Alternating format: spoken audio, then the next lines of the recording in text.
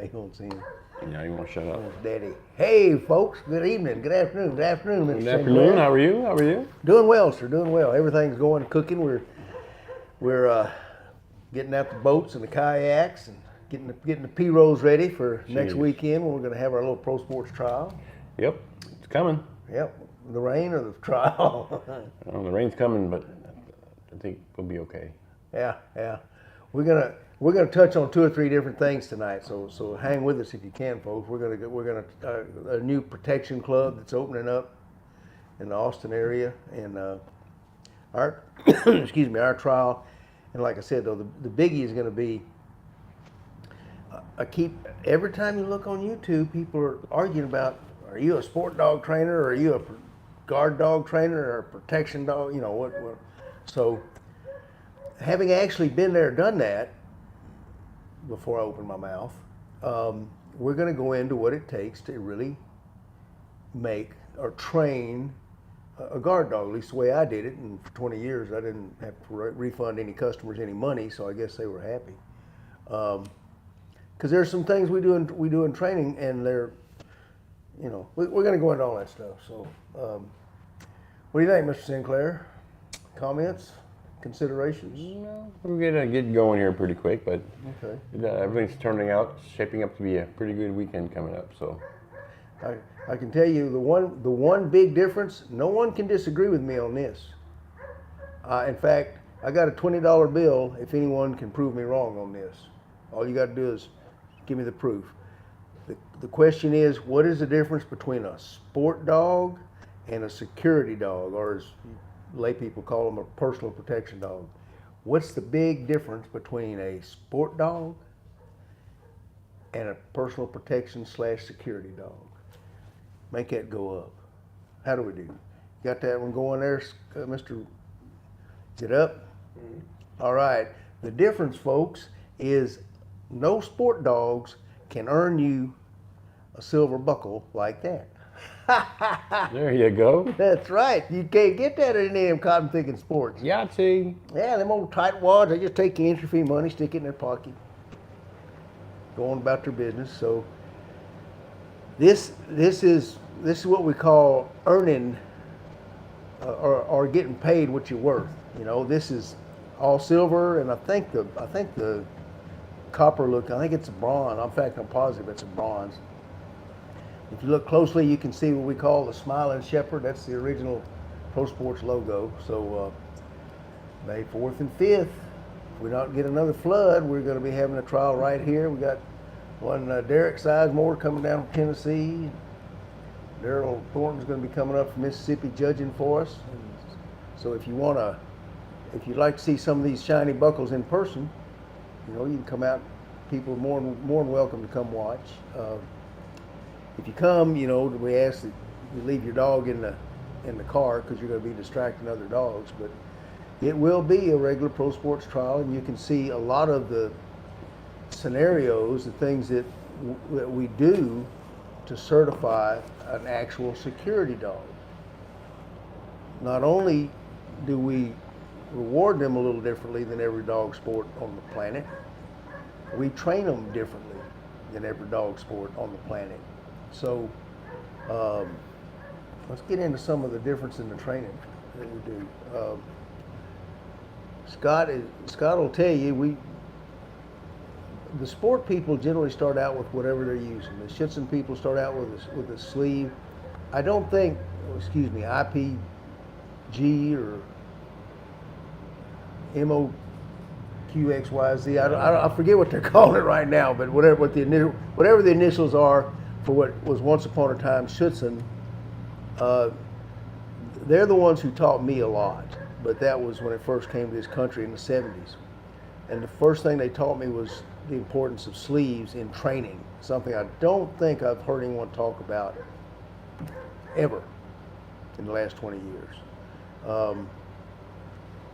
That's one of the big differences with the guard dog, because you got to think about, and let me draw this also. A guard dog and a security dog have more in common, or personal protection dog, have more in common than any other pair. Law enforcement, sport dogs, they can work similarly, but the reason they can work similarly is, well, in the first place, a sport dog doesn't have somebody waiting around the corner to kill someone. Mm-hmm. So the way they address the dog after the bite is not with great urgency, right? Cops have a squad behind the dog, so they're going to take care of business. No real urgent thing. Mm-hmm. Guard dogs are in a pen by themselves, 2 o'clock in the morning. The bite, which is where most everybody stops their training, the bite just initiates the fight. The dog's got to survive the fight and win. Think about your personal protection dog. There's times when a person can break into your home or your yard and your dog's all there to stop him. That dog's in the same situation as one of my guard dogs was. There are situations where domestic violence cases, where the person who's got a restraining order against him decides to kick in the door of his ex and tell her what it's for, and it's up to her dog to stop him, and then he's got to control this person's movements until she can get the cops there. Exactly the same as a guard dog would. Mm-hmm. So the way we're training a guard dog is going to work very well with people in a personal protection situation. So one of the first things we do is we use sleeves, because when you're in the guard dog business, don't get me wrong, I'm sure everyone that's still in the business would love to have a $3,000 check import, right? Yeah. Mm-hmm. Guess what? They ain't got $3,000 if you're in the guard dog business. Yeah, you can count your dollar bills by the number of sacks of dog food in the barn. So what I found out was I got a lot of people that they get a dog that got in trouble, bit somebody, they're trying to get rid of it before the dog pound comes and kills them. They bring them to me.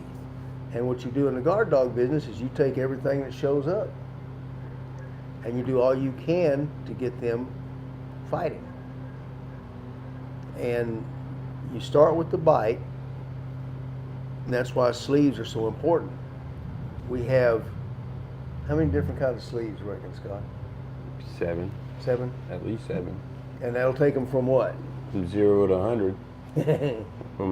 From puppies to, 9 months, I call them puppies, 9, 10-month-old dogs, and then work them all the way up to full biting man-stoppers. So the bite development is very important. Right. Even before the sleeves, we go with tugs and sacks. Sacks, right. And wedges.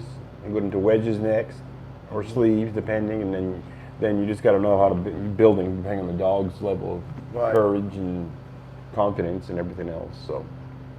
Yeah, and I'm gonna go as far as say I push sleeves, but suits are important. Oh, very. But a dog with an undeveloped bite, to me, won't bite as hard unless you start them on a suit. Yep. You can go either way. There's 2 ways. Nothing not wrong and not right. But to me, if you're starting on sleeves, to a certain point, it won't matter anymore. Right. Right. But to start off, we do out here both ways, So. But. Right, and I don't think any of the sleeve a dog started on a suit, which is the end thing to do. I don't think those dogs ever bite as hard as dogs that are taught to bite. In the sport world, genetics seems to be whatever, that's the key. In the guard dog business, guard dogs aren't born, they're made. Because we don't have the benefit of, like I said, this pedigree and all this other stuff. We're taking, and every dog will defend its pack. It's just in nature, there's a little different, nature doesn't see defending your pack the same way us humans do. Us humans see defending your pack as being a tough guy with a great left jab or right hook, yeah? Standing up to them and running them off. In nature, defending your pack means survival, period. And if you achieve that survival in a fight or in flight, makes no difference. And there's where the pack leader comes in, deciding if the threat is something they can handle in a fight or something they need to take flight from. They're both honorable in nature. So what you have to do when you get dogs, when people volunteer or donate dogs to you at a guard dog company, is bring them in and see, since they're already older, if you can still make that dog into a fighter. So that's the difference, the biggest difference between guard dogs, and it's not the dogs are different, it's just our situation where we obtain dogs from is greatly different than anybody else, you know. Yeah, I would say that with that aspect, looking at it, I'd rather go ahead. I think it's more fundamental for the dogs, and sleeves are a better way to train the bites. Bite development is better on sleeves because you can actually temper the sleeves. You can get different reactions from different dogs. Dogs biting really good on an intermediate sleeve. He's killing it. Well, bring him back next week, and you throw that Marburg. No, you throw in that. You throw a stick in the spokes, I would say, of the wheel, right? Yeah. You throw in a hard sleeve. Yeah. A bar sleeve. Yep. Yeah, because... And all of a sudden, he's like, what was that? Yeah. And then we're going to start there and go back and forth, and all of a sudden, he's biting the hell out of that.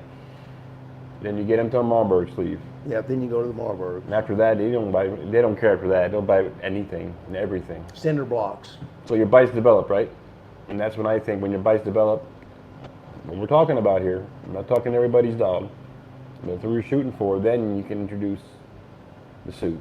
Mm-hmm. Now you're doing canine kung fu, rebites, more options to bite. You want to have a sleeve happy dog, right? Right. And that's where you get your fighting styles.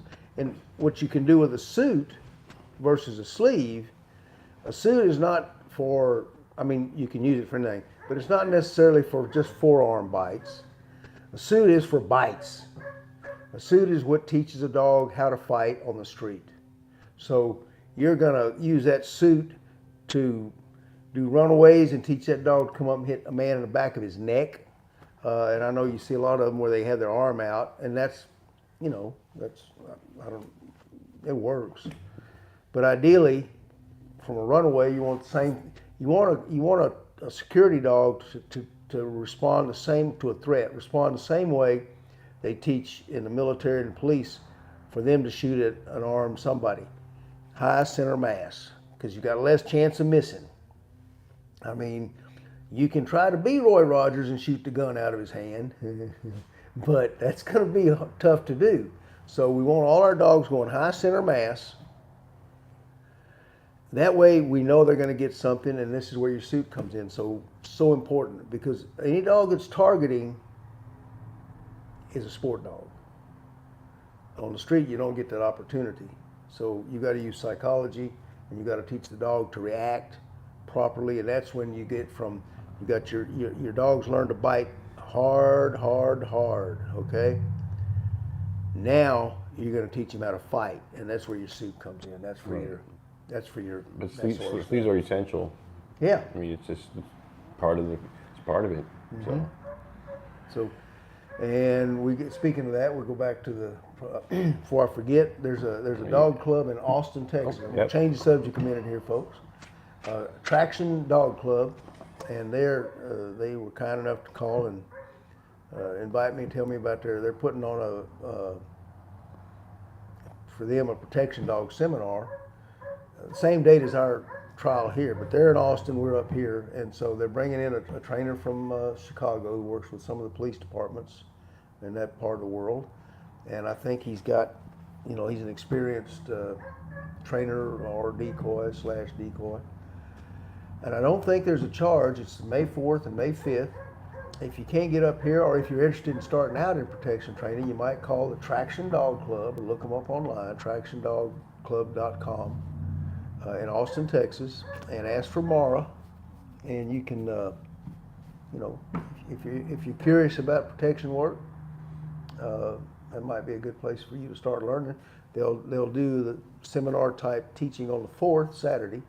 And then they're going to do, with their professional they're bringing in, they're going to do I think, evaluations and bites with the dogs on Sunday. So, you know, you can bring your dog down and maybe get them started. So, and of course, if you're in the Fort Worth area, you can come out here and not only can you watch dogs bite, you can volunteer, put on a suit, and get bit yourself. We're always glad to share the wealth, right, Scott? Equal opportunity. Equal opportunity. There you go. There you go. and no one's going to tell us we can't do equal opportunity. I guarantee. You got to rest sometime. Yeah. Once in a while, I'll get a break, right? We got So we got oh. The next thing I want to say about fighting, the one big difference between a certification is we're going to see a dog's ability to, in pro sports we call it control, intimidate, control, and dominate a human. That's it. We're looking to see how well he fights.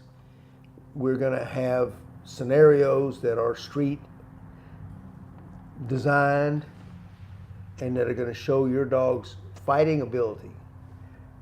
You know, so he's got a full mouth bite, that's great. That's one of the things we're looking for.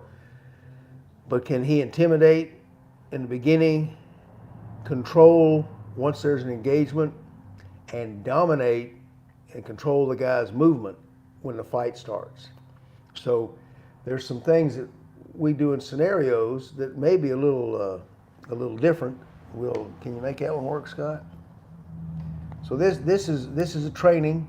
This is if you ever had multiple attackers coming at you. Tap it again. There you go. So you had one attacker, and then you had a second one. His buddy decides he's sacrificed his pal to the dog. He's going to come in and steal your sneakers. And so you have to be able to take your dog out of a fight, in the middle of the fight. And this dog, you notice, he's on a sleeve, so he's got a target, as some of the sport people would say. But having that target does not keep him from going after a second man. And these are the kind of things that we're going to do in the certification. You notice the dog pulls. He doesn't push in, he pulls. We don't want a dog pushing in, because pushing in puts him closer to that perp's free hand, which means you can grab a collar, slide it up the dog's neck under his trachea, twist his hand, count to 12, and the dog's passed out. Simple as that. I shouldn't have probably said that, because I hope not the wrong people are listening. Doubt it. We got a good crowd. But yeah. So, those are going to be the different things that we're going to do in our training to prepare the dogs, and then we'll set them all up in a judgeable format. Again, you'll get a written score sheet. It'll have left turn, right turn, bite, out, guard. All these things are given a point value. Scott, tap it again. Uh-huh. Why? I'm scrolling. Oh. And with this point value, you can take this score sheet, you can actually see every weakness that your dog's got, according to that judge anyway. And you can use the score sheet as a training manual, or training guide, I guess we should say. It'll show you exactly what you need to work on. And that's something somewhere else a little different than the sport dog training. In sport dog training, you're gonna have 3 to 5 exercises that the dog's gonna have to do. And you're gonna show up. Most people just concentrate on their bites, or their bites and their outs, for instance, their guard. And that's all they're concentrating on.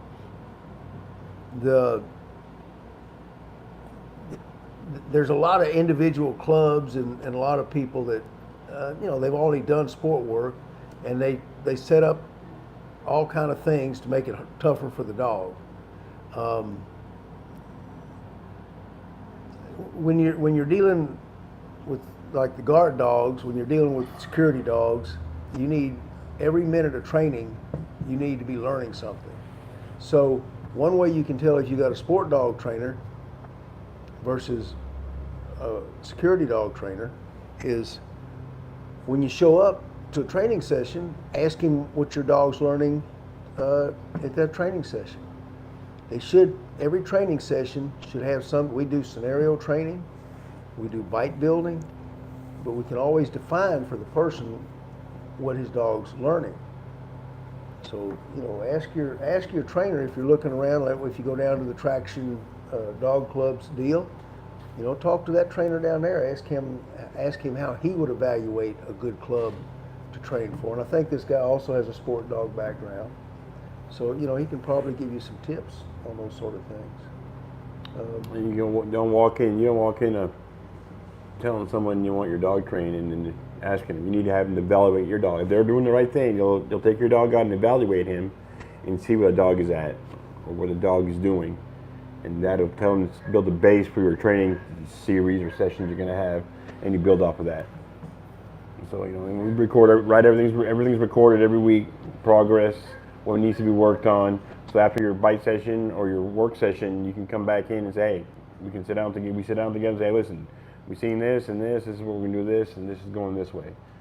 So Yep. you can do this at home, or you know, there's not the bite work, but there's things you can do and know where to evaluate. And you Right. know, and I've been known to even critique the handlers a bit, but that's part of the game. You know, hey, you know, like you said, you don't play hogs without a puck, right?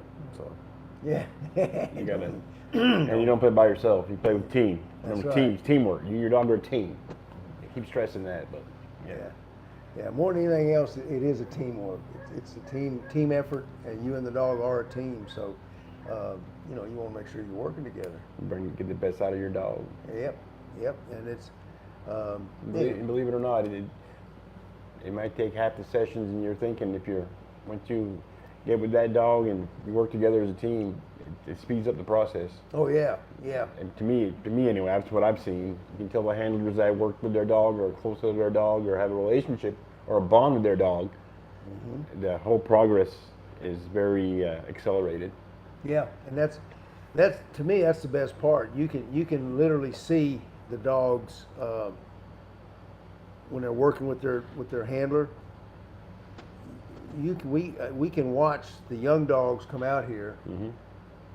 Western Shepherds, for instance. I mean, and don't everybody get the wrong idea.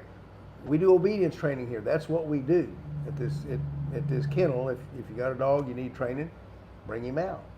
But you know, first fondness has always been protection dogs, and I can watch. We get our Western Shepherd owners. They bring their pups back, and about half of them going into protection training because we do free training lessons for all the pups we sell. And then if they go into the protection training, I can see the bond. I can see in the dogs the way they walk around the handler, the way they pay attention to the handler.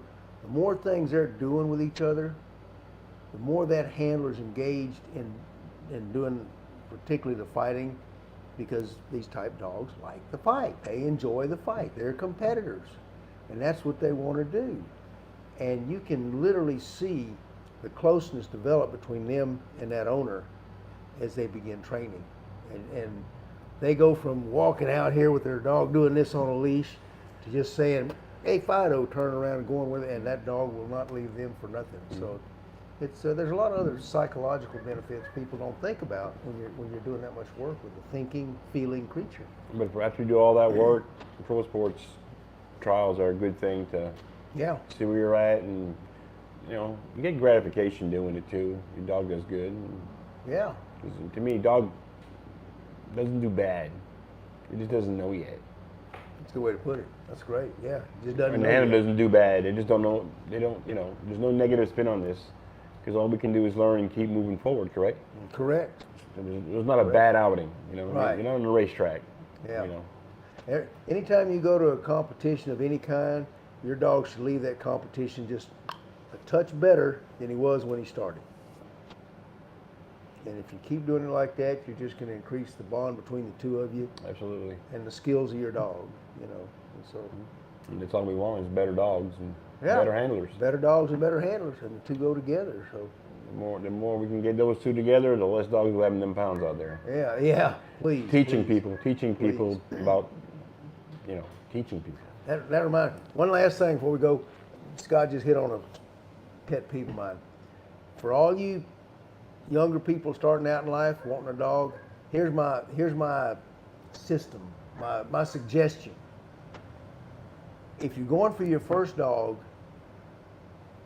go to the Humane Society, go to the SPCA, go to your local shelter.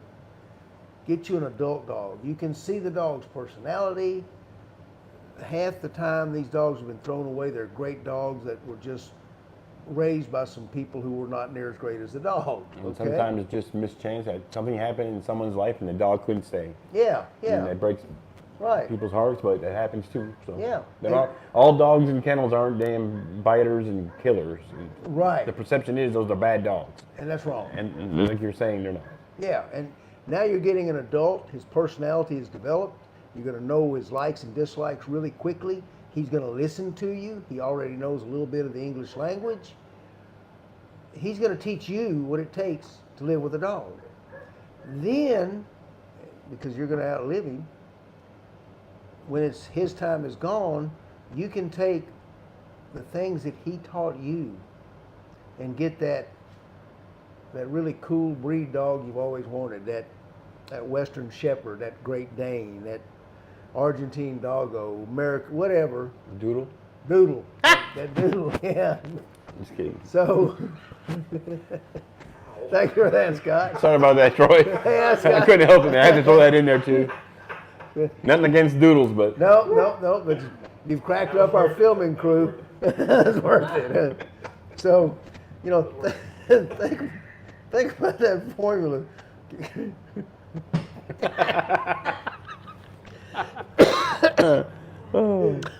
anyway, Okay, deep breath, everyone. yeah, you got a kick out of that.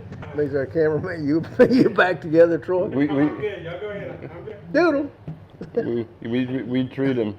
So We don't yeah, breed them. yeah. Get That's a good point, though. I mean, I've had strays, show up at the house, yeah. and they do teach you things. They Yeah. learn from being on the street Yep. how to take care of themselves, they potty train themselves. as well. That's right. Exactly. Yeah. And you do learn, getting Bodie as a puppy. I've known some things that those strays have taught me. That makes a lot of sense. Yep. That makes a lot of sense. Also, a rescue dog, but when you rescue that dog, Hmm. they are just so appreciative They are so grateful. That's a and good point. grateful, and they just They so are want so to loving, please you. so Yes. so loving, so grateful. Yes. Yep. And so happy that they found a home and knowing that they're going to live there for the rest of their lives. So yeah, you're very right. Very, very true, Caroline. And it'll show you what it takes to raise a pup. Yeah. Oh yeah. they're It's not- like it's not like having kids, but if you never had kids before and you get some, it changes your life tremendously. That would be me.